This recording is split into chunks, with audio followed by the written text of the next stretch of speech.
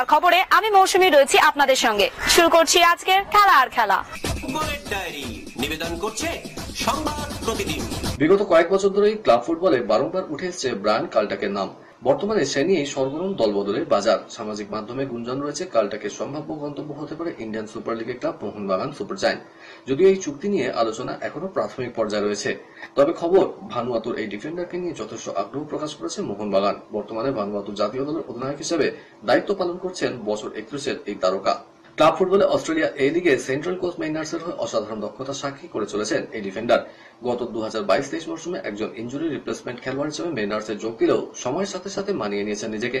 তার সক্রিয়তায় দুবার এ league champion জয় করার পাশাপাশি প্রিমিয়ার্স ট্রফি এবং 2023-24 এফসি কাপে নিজেদের ঘরে তোলে এই ফুটবল ক্লাব। বলতে গেলে কালটাকে জমাট বাঁধানো রক্ষণের পাশাপাশি বল নিয়ন্ত্রণের ক্ষমতা তাকে এ লিগের অন্যতম সেরা ডিফেন্ডার হিসেবে প্রতিষ্ঠিত করেছে। শনিবার সুপার কাপের শেষ 8 ম্যাচে সাহাল আব্দুল সামাদের প্রতিপক্ষ কেরল ব্লাস্টার্স তার প্রস্তুতি ইতিমধ্যেই সেরে ফেলেছে সবুজ মেরুন ব্রিগেড। প্রথম ম্যাচে কেরল দুর্দান্ত ফুটবল খেলে মাত করেছে ইস্ট বেঙ্গলকে। ছন্দে রয়েছে নোয়া, তার দৌড় থামানোর চ্যালেঞ্জ কোচ বাস্তব রায়ের সামনে। পাশাপাশি লক্ষ্যভেদের জন্য বাগান থিঙ্ক ট্যাঙ্কের ভরসা সোহেল ভাট। প্রস্তুতি ম্যাচে হ্যাট্রিক করে দলকে আশা দেখাচ্ছেন তিনি। তবে পালতোলা নৌকোর ভারসাম্য অনেকটাই নির্ভর করবে অভিজ্ঞ আশিক কুরুনিয়ান, আব্দুল সাহাল সামাদ এবং দীপক টাঙ্গি ছন্দের ওপর। অনুশীলনে উইং প্লের পাশাপাশি রক্ষণের ওপর জোর দিয়েছেন বঙ্গ কোচ। শেষ পর্বে সেট পিস ও স্পট কিকের মহড়াও সেরে নিয়েছেন নুনো রেইসরা। চলতি মৌসুমে আইএসএলে যে কয়েকজন বিদেশি দুরন্ত ছন্দে খেলেছেন তার মধ্যে অন্যতম কেরল ব্লাস্টার্সের নোয়া সাদোই। মরক্কোর এই বিদেশি নিজের পারফরমেন্সে সৌজন্যের ছাপ রেখেছে।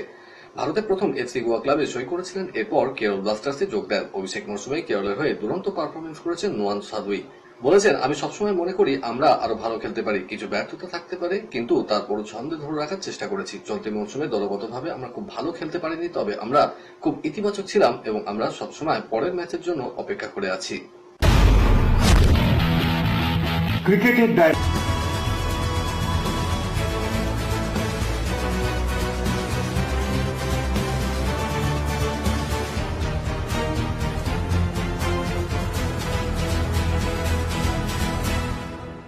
আধুনিক ক্রিকেটের মহানায়ক বিরাট কোহলি আইপিএল 2025-এ তাঁর সেরা ফর্মে ফিরে এসেছেন। তিনি রানের ফোয়ারা ছুটিয়ে চলেছেন। টি-20 ক্রিকেটে বর্তমান চাহিদা অনুযায়ী আক্রমণাত্মক ব্যাটিংয়ে তিনি মাঠ মাতাচ্ছেন। রাজস্থান রয়্যালসের বিরুদ্ধে ম্যাচে তিনি এম চিন্নাস্বামী স্টেডিয়ামে প্রথম ব্যাটসম্যান হিসেবে 3,500 টি-20 রানের ঐতিহাসিক মাইলফলক স্পর্শ করেছেন। শুধু তাই নয়, কোন একটা ভেন্যুতে 3,500 টি-20 রান করা প্রথম ক্রিকেটার হিসেবেও তিনি নাম লিখিয়েছেন।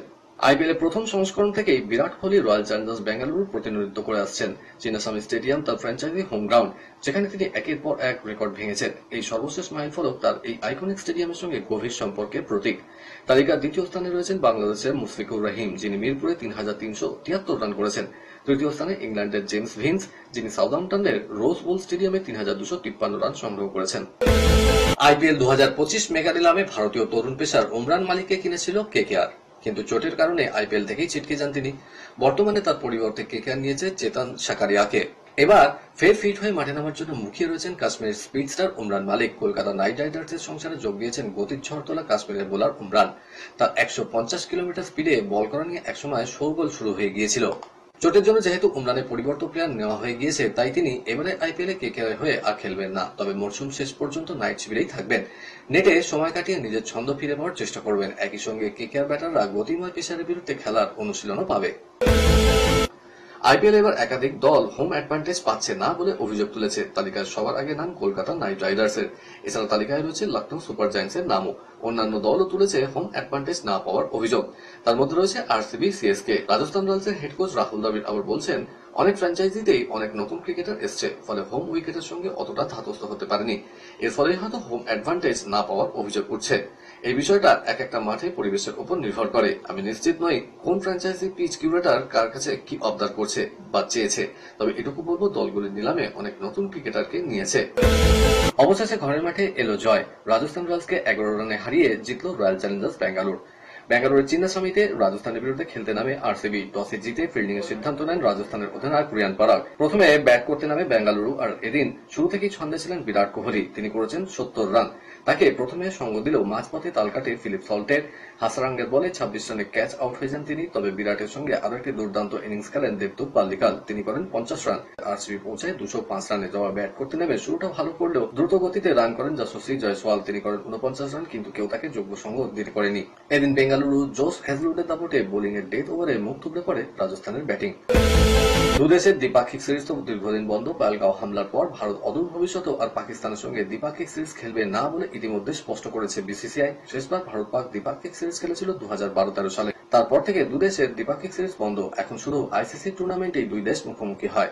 আর ভারত পাক ম্যাচের চাহিদার কথা ভেবে আইসিসিও বারবার এই দুই দলকে আইসিসি টুর্নামেন্টে এক গ্রুপেই রাখে। চ্যাম্পিয়ন্স ট্রফিতে ভারত পাক ছিল এক গ্রুপে, কিন্তু ভারত পাকিস্তানে খেলতে যেতে রাজি না হয় সেই ম্যাচ হয় দুবাইয়ে।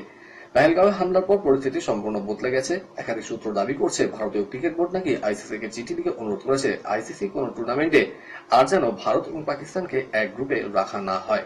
খেলার খেলাতে সময় হয়ে গেছে এখন একটা ছোট্ট ব্রেকের। ফিরছি ব্রেকের পর, দেখতে থাকুন খেলা আর খেলা।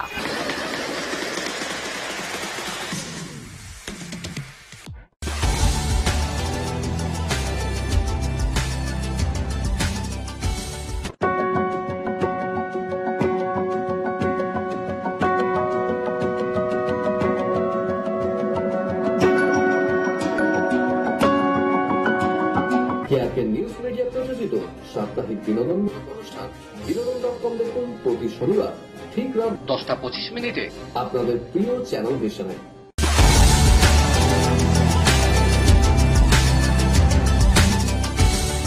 ব্রেকের পর ফিরে এলাম খেলা আর খেলাতে। বিদেশের ডায়েরি। লা লিগার শীর্ষে থাকা বার্সেলোনাকে তাড়া করছে রিয়াল মাদ্রিদ। গতকাল রাতে কার্লো আনচেলত্তির দল 1-0 গোলের ব্যবধানে হারিয়েছে গেটাফেকে। প্রথমার্ধে রিয়ালের জয়সূচক গোলটি করেন আর্দা গুলের। এই জয়ের ফলে 33 ম্যাচে 72 পয়েন্ট নিয়ে দুইয়েই থাকলো রিয়াল মাদ্রিদ। বার্সেলোনা শীর্ষে 4 পয়েন্টে এগিয়ে।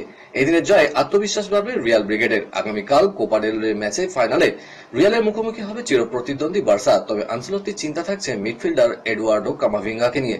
দ্বিতীয়ার্ধের শুরুতে ডেভিড আলাবার পরিবর্তে তাকে নামিয়েছিলেন রিয়াল কোচ, কিন্তু শেষ মুহূর্তে পেশিতে চোট পান কামাভিঙ্গা। আগামীকাল ফাইনালে তার খেলা নিয়ে সংশয় থাকছে, এমনকি চোট লেগেছে আলাবারও। অন্যদিকে ইংলিশ প্রিমিয়ার লিগে 2-এ থাকা আর্সেনাল 2-2 গোলে ড্র করেছে ক্রিস্টাল প্যালেসের সঙ্গে। ফলে শীর্ষে থাকা লিভারপুলের সঙ্গে তাদের পরের ম্যাচে 1 পয়েন্ট পেলেই প্রিমিয়ার লিগ খেতাব ঘরে তুলবে তারা। জাতীয় দলে এখনো খেলার স্বপ্ন দেখেন সাকিব আল হাসান। পরিস্থিতি আবার স্বাভাবিক হওয়ার পর ফিরতে চান বাংলাদেশেও। দেশের মাটিতেই শেষ করতে চান নিজের আন্তর্জাতিক ক্রিকেট ক্যারিয়ার। সম্প্রতি তিনি এই কথা জানিয়েছেন। আওয়ামী লীগের প্রাক্তন সাংসদ বহু বছর ধরে নিজের পরিবার নিয়ে বিদেশে থাকেন, তবে বাংলাদেশের সঙ্গে তার সম্পর্ক ছিন্ন হয়নি। গত বছর সেখানে রাজনৈতিক অস্থিরতার কারণে ভয়ঙ্কর ক্ষতিগ্রস্ত হয় সাকিবের ক্যারিয়ার। খুনের মামলায় জড়ায় তার নাম। সাকিব বলছেন, আমি এখনো বাংলাদেশের হয়ে খেলে অবসর নেওয়ার স্বপ্ন দেখি। যদি সুযোগ পাই তখন ভাববো যে আরো একটা বছর আন্তর্জাতিক ক্রিকেট খেলতে পারবো কিনা। এটাই এখন আমার সবচেয়ে বড় ইচ্ছা।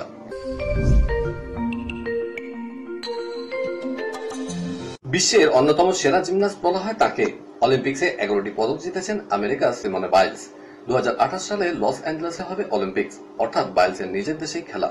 সেই অলিম্পিক্সেও কি খেলবেন বাইলস? এই প্রশ্নের জবাবে ধোঁয়াশা জিয়ে রেখেছেন তিনি নিজেই। 28 বছরের বাইলস জানিয়েছেন আপাতত পরের অলিম্পিক্স নিয়ে তিনি ভাবছেন না। এখন অবসর সময় কাটাচ্ছেন, বেশ উপভোগ করছেন। এখনো সেই নিয়ে কিছু ভাবছেন না, কারণ ফেরার জন্য জিমে গিয়ে শরীর চর্চা করতে হবে। তাই পরের অলিম্পিক্সে খেলবো কিনা তা নিয়ে এখনো সিদ্ধান্ত নিইনি, পরে ভাববো। পেহেলগাঁওয়ে সন্ত্রাসবাদী হামলার প্রতিবাদ করায় খুনের হুমকি পেলেন ভারতীয় ক্রিকেট দলের কোচ গৌতম গম্ভীর। গত 22 এপ্রিল পেহেলগাঁওয়ের জঙ্গি হামলায় 26 জন প্রাণ হারান। এই ঘটনার পরেই তীব্র প্রতিবাদ জানিয়েছিলেন গৌতম গম্ভীর। তারপরে টিম ইন্ডিয়ার হেড স্যারকে খুনের হুমকি দিয়ে মেইল করা হয়। এই হুমকি বার্তা পাঠিয়েছে আইএসআইএস কাশ্মীর নামক এক জঙ্গি সংগঠন। এই হুমকিতে লেখা হয়েছে আই কিল ইউ, যার অর্থ আমি তোমায় মেরে ফেলবো। হুমকি মেল পাওয়ার পরই গম্ভীর রাজেন্দ্রনগর থানায় দ্রুত অভিযোগ দায়ের করেন। পায়ের চোটের কারণে মাদ্রিদ ওপেন থেকে নাম প্রত্যাহার করে নিলেন কার্লোস আলকারাজ। বার্সেলোনা ওপেনের ফাইনালে চোট নিয়ে অস্বস্তির জেরে হোলগার রুনের বিরুদ্ধে স্ট্রেট সেটে হারতে হয়। তবে আলকারাজ জানিয়েছেন চোটের কারণে আগামী মাসে ফরাসি ওপেনে নামতে তার কোনো অসুবিধা হবে না। কুমার সুরেন্দ্র সিং মেমোরিয়াল শুটিং চ্যাম্পিয়নশিপে সোনা জিতলেন আদ্রিয়ান কর্মকার। জুনিয়র 50 মিটার রাইফেল থ্রি পজিশনে অলিম্পিয়ান জয়দীপ কর্মকারের পুত্র আদ্রিয়ানের স্কোর 453.7। কলকাতার ডায়েরি নিবেদন করছে গুডেস হসপিটাল। সুপার কাপে প্রি কোয়ার্টার ফাইনালে টিম কেরালা ব্লাস্টারের কাছে 0-2 গোলে হেরে ছিটকে যাওয়ার পরই স্পেনীয় কোচ অস্কার ব্রুনো ডাক দিয়েছেন নতুন মৌসুমের টিমে আমূল বদলের। আর সেই বদলের প্রথম ধাপ হিসেবে বাদ পড়তে চলেছেন বিদেশিরাই। ক্লেইটন সিলভাকে এর মধ্যেই ছাড়া হয়েছে। মৌসুম শেষ হয়ে যাওয়ার পরেও নতুন করে চুক্তি করার জন্যই ভাবাই হচ্ছে না সল ক্রেসপো, হেক্টর ইউরেস্টে, মেসি বাউলি এবং রিচার্ড সেরেসদের সঙ্গে। কিছুটা দায় পড়েই হয়তো রেখে দিতে হবে দিমিত্রিয়স দিয়ামান্তকসকে, কারণ তার সঙ্গে তো ক্লাবের 2 মৌসুমের চুক্তি। 2 মৌসুমের চুক্তির জন্য ছাড়া যাবে না মাধি তালালকেও। চোটের জন্য দালাল চলতি মৌসুমে পুরো সার্ভিস দিতে পারেননি। কেয়ালার কাছে হারের পর ব্রুজো টিমে বিদেশিদের দায়বদ্ধতা নিয়ে প্রশ্ন তুলেছিলেন। তিনি বলেছিলেন, কেয়ালা ফুটবলাররা যখন জয়ের জন্য ক্ষুধার্ত ছিল, সেকেন্ড বল নেওয়ার জন্য ঝাঁপাচ্ছিল কিংবা খুব ক্লোজ থেকে একজন ফুটবলার অন্যজনকে সাহায্য করেছে, সেখানে আমাদের ফুটবলারদের মধ্যে সেই ইচ্ছাটুকুও ছিল না। কলকাতার ডায়েরি নিবেদন করলো গুড এজ হসপিটাল। খেলার খেলা আজকের মতো এই পর্যন্তই।